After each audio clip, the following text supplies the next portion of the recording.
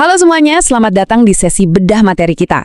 Nah, jujur aja, siapa di sini yang nggak suka sate kambing? Hari ini, kita bakal membedah habis-habisan anatomi dari sate kambing yang sempurna. Kita akan lihat perjalanannya dari daging mentah sampai jadi mahakarya kuliner yang bikin ngiler. Oh, dan di akhir nanti ada fakta sains kesehatan yang mungkin bakal bikin kalian kaget. Jadi, ayo kita mulai. Pernah nggak sih kalian nanya-nanya sendiri kenapa sate kambing buatan rumah itu sering banget alot kayak karet? Belum lagi baunya yang, peringus banget. Pasti bete banget kan kalau acara nyate bareng keluarga malah gagal total gara-gara hal ini? Tenang, kita semua pernah ngalamin kok. Oke, mari kita bongkar habis-habisan masalah ini. Kita akan pakai rahasia dapur dan sains kuliner buat memperbaikinya secara tuntas hari ini.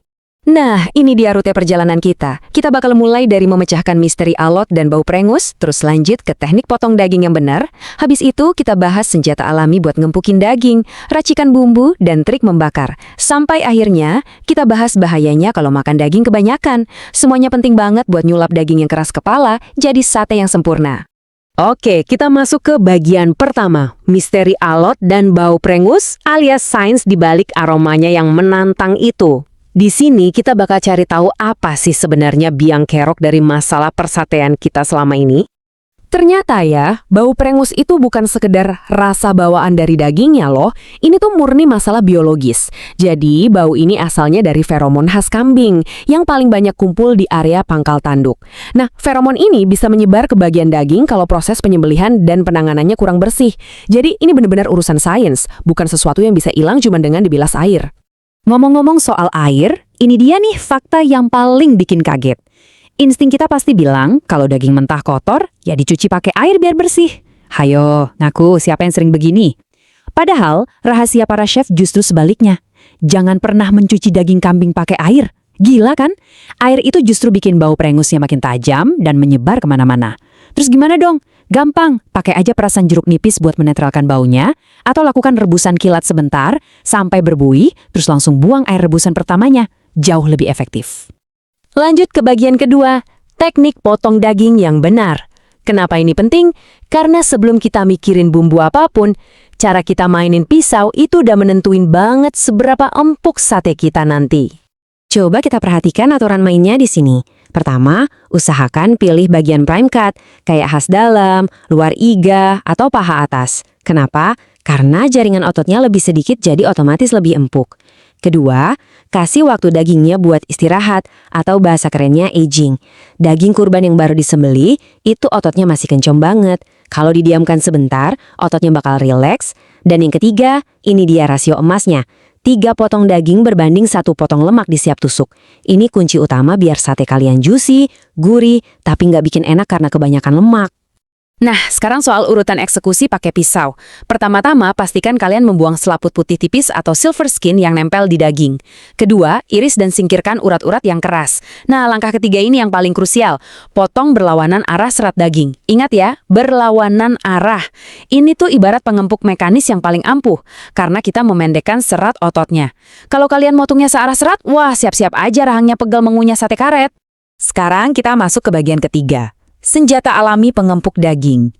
Kalau tadi kita pakai pisau, sekarang kita beralih ke keajaiban reaksi kimia enzimatis di dapur. Lihat deh bahan-bahan ajaib ini. Daun pepaya punya enzim papain, nanas punya enzim bromelain, terus air jeruk nipis bisa memecah daging pakai keasamannya, dan baking soda, nah ini, dia punya sifat alkalin pengempuk. Semuanya itu bekerja layaknya gunting mikroskopis yang motong-motong jaringan kolagen keras di daging. Jadi gigi kita nggak perlu kerja keras. Cara pakainya simple, remas aja daun pepaya, bungkus dagingnya selama 15-20 menit, biarkan alam yang bekerja. Tapi ingat, kalau pakai nanas, jangan kelamaan merendamnya ya, nanti dagingnya malah hancur lebur. Masuk ke bagian keempat, fase yang paling bikin ngiler, bumbu andalan dan trik membakar. Disinilah momen keajaibannya, saat rasa, marinasi, dan panasnya api menyatu. Indonesia tuh surganya sate, bener nggak? Kalau kalian suka profil rasa yang herbal, agak manis dan asam, sate Marangi dengan ketumbar dan asam Jawanya juara banget. Pengen yang rasanya gurih, nati, dan manis, sate khas Madura dengan bumbu kacang dan kecap pastinya nggak pernah salah. Atau, lagi pengen yang kuahnya kental, pedas dan bumbunya nendang banget, sate Padang pakai racikan tepung meras, jintan, dan kunyit siap memanjakan lidah kalian. Pilihan kita sungguh luar biasa, fantastis. Oke, daging udah dimarinasi, sekarang waktunya bakar. Perhatiin baik-baik aturan mainnya. Bakar sate itu cukup di atas api sedang selama 6-8 menit aja, nggak perlu lama-lama. Terus balik satenya setiap 1 atau 2 menit biar matangnya rata.